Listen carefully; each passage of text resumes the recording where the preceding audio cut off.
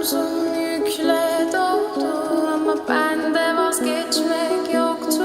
Bitmedi, bitmedi, bitirmedim. Ben özel değilim ya da öyle bir şey ama sen varken hep böyle hissettim, böyle hissettim. Yanan her şey gülmüyor olmalı, bunu sen de hatırlarsın da artık